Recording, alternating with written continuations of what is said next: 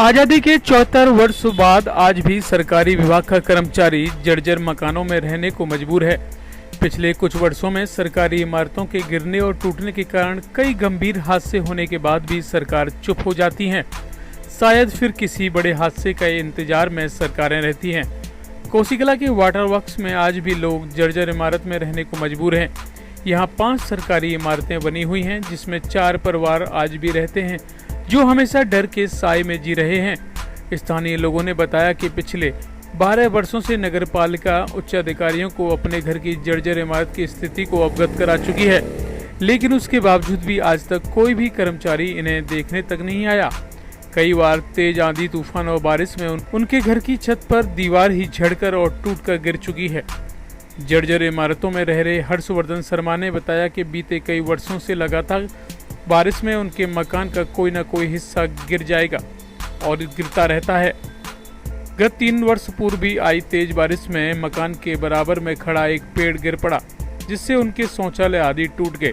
यहाँ पर मेन समस्या ये है कि बारिश के कारण एक तो यहाँ पीछे जल भराव हो गया है। कई बार नगर पालिका से शिकायत करी कि बोले कि आप यहाँ से सफाई करवाइए या यहाँ की मरम्मत करवाइए, लेकिन कोई ध्यान नहीं देता है। ये सरकारी क्वार्टर हैं 5, बोले कि ज़्यादातर लोग नगर पालिका में सर्विस करते हैं, तो उस वजह से दबाव में रहते हैं कि किसी के आगे कुछ बोलेंगे तो हमारी नौकरी पे असर आएगा। तो कोई कहता भी है तो उसको डांट डपट के चुप कर दिया जाता है। अभी ये 12 तारीख को बारिश आई तो पीछे की पूरी दीवार गिर गई, लेटरिन बाथरूम टूट गए।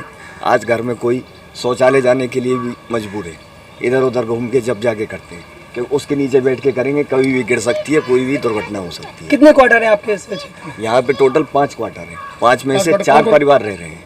किस किस के क्वार्टर हैं वो लोग? यहाँ पर एक राहुल अग्रवाल है, एक मीरा है, एक विवेक शर्मा है, एक दीपक है। इस तरीके से 4 लोग रह रहे हैं और एक खाली पड़ा हुआ। ये पूरा खंडर हो गया है, इसके लिए भी कभी इन्होंने ध्यान नहीं दिया। तो सभी मकानों की अब यही स्थिति है, सभी की लगभग यही स्थिति है। सभी चौचा रहे हैं, सभी में पानी पड़ रहा है। नगर पालिका में कितनी बार शिकायत की आपने? नगर पालिका में वर्बली कई बार शिकायत कर दी गई है, चेयरमैन साहब से मिलके भी कर दी गई है, बड़े बाबू से कई बार कह दी गई है, 10-12 बार, 2-3 बार लिखित में भी दी गई है। लेकिन लिखित वाले का कागज़ ले लेते हैं, कह देते हैं बोले कि ठीक है आप जाओ कर देंगे, उस कागज़ को फेंक देते हैं, कहीं वो उसको रिकॉर्ड में भी नहीं देते। कोई सुनवाई नहीं? कोई सुनवाई नहीं। कभी भी गंभीर हादसा हो सकता है। कभी भी गंभीर हादसा हो सकता है। मैंने जन सुनवाई पे भी इसकी शिकायत करी है कि अगर इसके बारे में कुछ नहीं करते हैं तो ठीक है, फिर आगे प्रशासन इस पर ध्यान देगा। लेकिन बावजूद इसके इन सब को देखने वाला कोई नहीं है। अधिकारी और राजनीतिक लोग बड़ी बड़ी बातें करते हैं, लेकिन धरातल पर हकीकत कुछ और ही नजर आती है। हम नगर पालिका के सरकारी क्वार्टरों में रहते हैं। वाटर वर्क्स पे बरसात आई और हमारा नीम का पेड़ टूट के गिर गया। मैं उस समय वहीं पर खड़ी थी। मैं बड़ी मुश्किल से अपनी जान बचा करके भागी थी।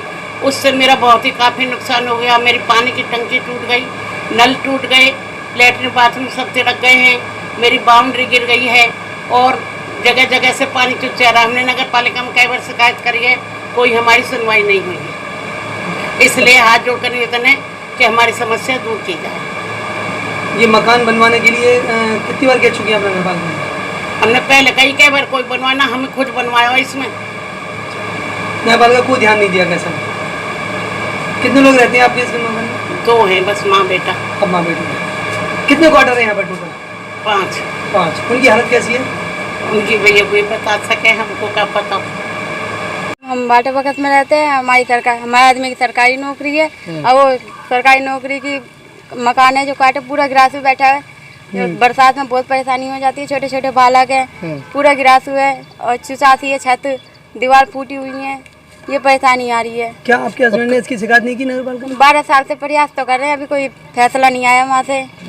इतनी सारी एप्लीकेशन लगा दी है, अभी तक कुछ सुनवाई नहीं, कुछ नहीं हो पाए वो।